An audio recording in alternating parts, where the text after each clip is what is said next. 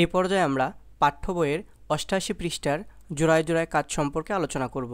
আমাদের বলা হচ্ছে নিচের বহুপদী রাশিগুলোকে এক্স-ওয়াই সমতলে বা গ্রাফ পেপারে উপস্থাপন করো। প্রথম প্রশ্নে আমরা দেখছি এক্সের ওপর পাওয়ার রয়েছে ১, এই কারণে এটিকে বলা হচ্ছে একঘাতের বহুপদী। দ্বিতীয় প্রশ্নে আমরা দেখছি এক্সের ওপর পাওয়ার রয়েছে ১, এই কারণে এটিও একঘাতের বহুপদী। তৃতীয় প্রশ্নে আমরা দেখছি এক্সের ওপর পাওয়ার রয়েছে ১, এই কারণে এটিও একঘাতের বহুপদী। আমরা জানি একঘাতের বহুপদী রাশিগুলোকে এক্স-ওয়াই সমতলে অর্থাৎ গ্রাফ পেপারে উপস্থাপনের জন্য প্রথমে আমরা এক্স অক্ষের ছেদবিন্দু বের করে নিই। তো এক্স অক্ষের ছেদবিন্দু বের করে নেওয়ার জন্য পুরো রাশিটাকে আমরা 0 ধরে নিই। পুরো রাশিটাকে 0 ধরে নিয়ে আমরা এক্সের মান বের করি। এরপর আমরা অয় অক্ষের ছেদবিন্দু বার করি। তো অয় অক্ষের ছেদবিন্দু বের করার জন্য পুরো রাশিটার সমান আমরা অয় ধরে নেই। এরপর এক্সের মান 0 বসায় আমরা অয়ের মান বের করি। এরপর এক্স অক্ষের ছেদবিন্দু এবং অয় অক্ষের ছেদবিন্দু আমরা গ্রাফ পেপারে উপস্থাপন করি। এরপর সেগুলোকে সরলরেখার মাধ্যমে আমরা সংযুক্ত করি। এভাবে আমরা একঘাতের বহুপদী রাশিগুলোকে এক্স-ওয়াই সমতলে উপস্থাপন করতে পারি। তো আমরা প্রথম প্রশ্নে ফিরে যাই। প্রথম প্রশ্নে আমরা দেখছি x-1। তো প্রথমে আমরা এক্স অক্ষের ছেদবিন্দু বের করে নিই।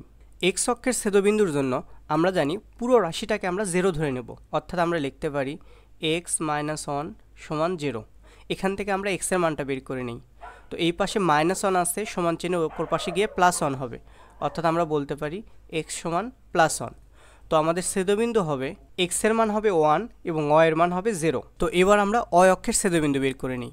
আমরা লিখতে পারি অয় অক্ষের ছেদবিন্দু।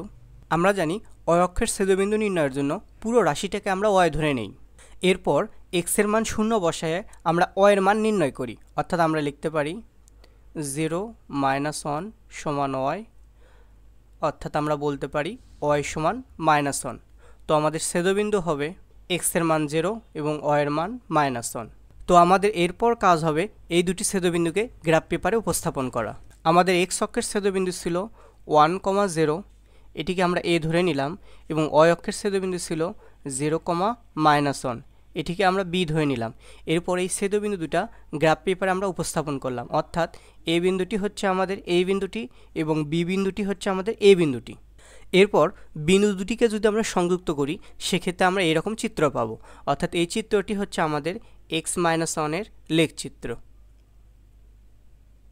দ্বিতীয় প্রশ্নে আমরা দেখছি শুধু এক্স। তো আমরা এই রাশিটির উভয় অক্ষের ছেদবিন্দু বের করে নিই। তো প্রথমে আমরা এক্স অক্ষের ছেদবিন্দু বের করি। তো এক্স অক্ষের ছেদবিন্দু বের করার জন্য পুরো রাশিটাকে আমাদের 0 ধরে নিতে হয়, অর্থাৎ আমরা লিখতে পারি এক্স সমান 0।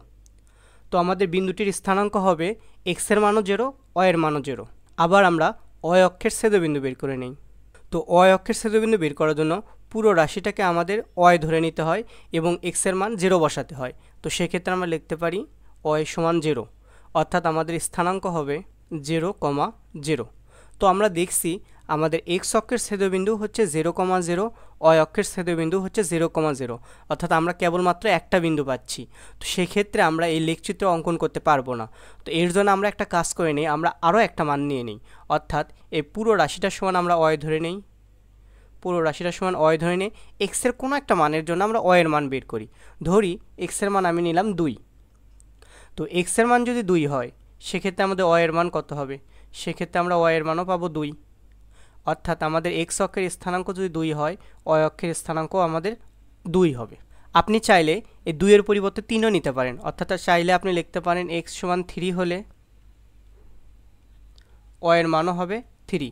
আপনি চাইলে লিখতে পারেন এক্স সমান 4 হলে অয়ের মানও হবে 4, অর্থাৎ স্থানাঙ্ক আমাদের 3, 3 হতে পারে, আমাদের স্থানাঙ্ক 4, 4 হতে পারে, চাইলে আমাদের স্থানাঙ্ক -2, -2 হতে পারে। অর্থাৎ আমাদের এক্স অক্ষের ছেদবিন্দু, অয় অক্ষের ছেদবিন্দু দুটাই যেহেতু একই বিন্দুকে নির্দেশ করতেছে, এই কারণে আমরা পুরো রাশিটা সমান অয় ধরে নিয়ে এক্সের কোনো একটা মানের জন্য অয়ের একটা মান নির্ণয় করে নিলাম।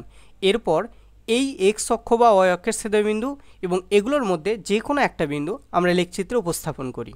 আমরা দেখছি আমাদের এক্স অক্ষের ছেদবিন্দু বা অয় অক্ষের ছেদবিন্দু ছিল 0, 0। তো এটিকে আমরা এ ধরে লেখচিত্রে উপস্থাপন করলাম। এরপর আমরা আরেকটা বিন্দু ধরে নিলাম বি, বিন্দুটা হচ্ছে 2, 2। এটিকেও যদি আমরা লেখচিত্রে স্থাপন করি সেক্ষেত্রে আমরা বিন্দুটা পাবো এটা 2, 2, অর্থাৎ এক্স অক্ষের ধনাত্মক দিকে যাব আমরা 2 বিন্দু, অয় অক্ষের ধনাত্মক দিকেও আমরা যাব 2 বিন্দু। আপনি চাইলে লিখতে পারেন -2, -2, আপনি চাইলে লিখতে পারেন 3, 3, আপনি চাইলে লিখতে পারেন 4, 4, যে কোনো কিছুই আপনি লিখতে পারেন। তো এরপর আমরা এই দুটা বিন্দু সংযুক্ত করে দেই। বিন্দু দুটিকে সংযুক্ত করলে আমরা এই রকম রেখা পাবো, অর্থাৎ আমাদের এই রেখাটি হচ্ছে এক্সের লেখচিত্র। আশা করছি এক্ষেত্রে কোনো প্রবলেম নেই। তৃতীয় প্রশ্নে আমাদের দেয়া আছে -x+2 এর লেখচিত্র অঙ্কন করতে হবে। তো প্রথমে আমরা এক্স অক্ষের ছেদবিন্দু বের করে নিই। আমরা জানি এক্স অক্ষের ছেদবিন্দু বের করার জন্য পুরো রাশিটাকে আমাকে 0 ধরে নিতে হয়, অর্থাৎ আমরা লিখব -x+2 = 0। এখান থেকে আমরা এক্সের মানটা বের করে নেব। তো এই পাশে আমাদের -x আছে, সমান চিহ্নের অপর পাশে গেলে ওটি হবে +x, অর্থাৎ আমরা লিখতে পারি 2 = +x, বা এটিকে আমরা চাইলে লিখতে পারি x = 2। তো আমাদের স্থানাঙ্ক হবে x এর মান 2, y এর মান 0। অনুরূপভাবে আমরা y অক্ষের ছেদবিন্দু বের করে নিই। y অক্ষের ছেদবিন্দু বের করার জন্য পুরো রাশিটা সমান আমাদের y ধরে নিতে হয়, অর্থাৎ আমরা লিখতে পারি -x+2 = y। এখান থেকে আমরা x এর মানটা 0 বসাবো। তো পরের লাইনে আমরা লিখতে পারি 0 + 2 = y, অর্থাৎ আমরা বলতে পারি y = 2। তো আমরা বলতে পারি আমাদের স্থানাঙ্ক হবে x এর মান হবে 0 এবং y এর মান হবে 2। এরপর আমাদের কাজ হবে এই x অক্ষের ছেদবিন্দু এবং y অক্ষের ছেদবিন্দুকে লেখচিত্রে উপস্থাপন করা। আমরা দেখছিলাম x অক্ষের ছেদবিন্দু ছিল 2, 0, এটিকে আমরা a ধরে নিলাম, এবং y অক্ষের ছেদবিন্দু ছিল 0, 2, এটিকে আমরা b ধরে নিলাম। এরপর যদি আমরা বিন্দু দুটিকে লেখচিত্রে উপস্থাপন করি সেক্ষেত্রে আমরা এইরকম দুটা বিন্দু পাবো। তো এর পরের কাজটা হবে আমাদের এই a বিন্দু আর b বিন্দু এই দুটাকে সরলরেখার মাধ্যমে সংযুক্ত করা। বিন্দু দুটিকে যদি আমরা সরলরেখার মাধ্যমে সংযুক্ত করি সেক্ষেত্রে আমরা এরকম চিত্র পাবো, অর্থাৎ আমাদের এই চিত্রটি হচ্ছে -x+2 এর লেখচিত্র। আশা করছি এক্ষেত্রে কোনো প্রবলেম নেই।